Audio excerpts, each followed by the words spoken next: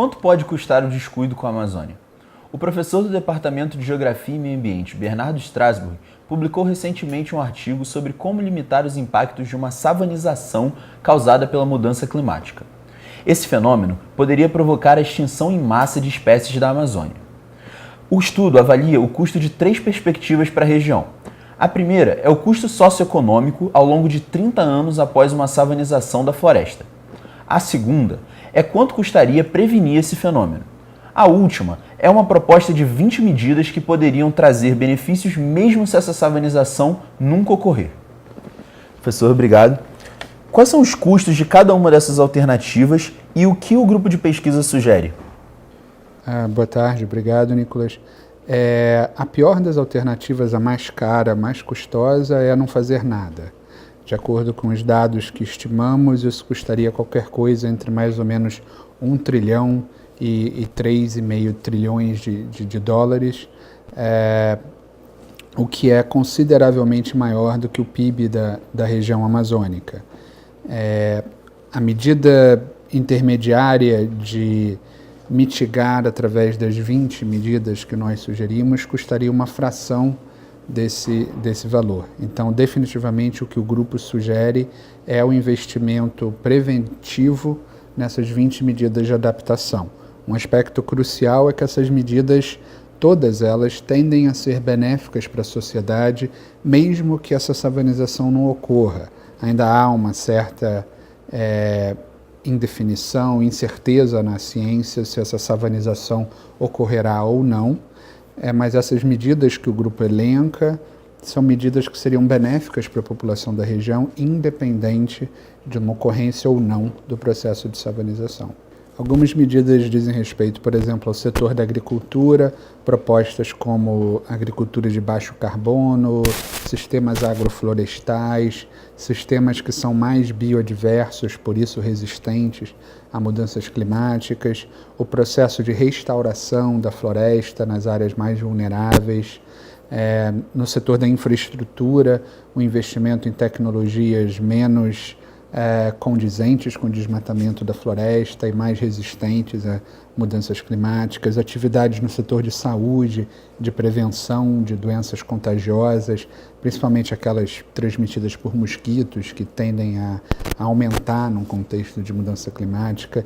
Então, todas essas medidas são, obviamente, interessantes do ponto de vista da sociedade, independente das mudanças climáticas, mas que num quadro de savanização se tornariam ainda mais poderosas. Quais são os riscos que esse quadro de savanização ocorra de fato? Tem como estimar isso? Existem diversas estimativas, modelos climáticos disponíveis, mas infelizmente no momento eles contêm um grau de incerteza científica relativamente elevado. Os primeiros cenários indicavam um risco bem elevado de savanização na Amazônia, nos primeiros estudos. Hoje, cenários diferentes indicam quadros, principalmente em relação às projeções futuras de precipitação, de chuva. Elas são muito incertas. Alguns cenários indicam a chuva aumentando na região, outros cenários indicam a chuva diminuindo. De forma importante, todos os cenários indicam a temperatura se elevando. Então, que a região vai ficar mais quente, o risco, na verdade, é enorme. É muito provável que isso ocorra e esse incremento na temperatura levaria, por exemplo, ao aumento de queimadas e outros riscos desse tipo. A savanização, propriamente dita, fica muito mais provável se, aliado ao aumento da temperatura, a gente tem também uma diminuição de chuvas. Mas em relação a esse aspecto em particular da chuva, ainda há uma indefinição. O que a gente mostra no estudo é que pagar para ver, apostar que isso não vai acontecer, não vale a pena, é a pior opção. Agora, no estudo também existe uma avaliação de que não seria justo para os países só da região amazônica, como é o Brasil e como são poucos outros, pagarem o custo total de qualquer uma dessas medidas, né? Em particular das medidas de prevenção. Mas a gente vive num mundo que está complicado para as questões climáticas. Os Estados Unidos saíram do Acordo de Paris ano passado, o presidente eleito aqui já fez uma ameaça de que poderia sair também do acordo. Dá para ter esperança nesse cenário de que vai existir investimento? De fato é um cenário desafiador, tanto em escala global, em alguns, em relação ao presidente Trump, aos Estados Unidos, mas lembrando que é um processo de longo prazo. 2 anos atrás a gente tinha o presidente Obama, que na verdade liderou o mundo em direção ao Acordo de Paris. Em 2 anos tem eleição nos Estados Unidos de novo. E ao mesmo tempo, por exemplo, o presidente Macron na França é um líder, e como a chanceler Merkel na Alemanha, são líderes na direção de atuações mais efetivas contra mudanças climáticas.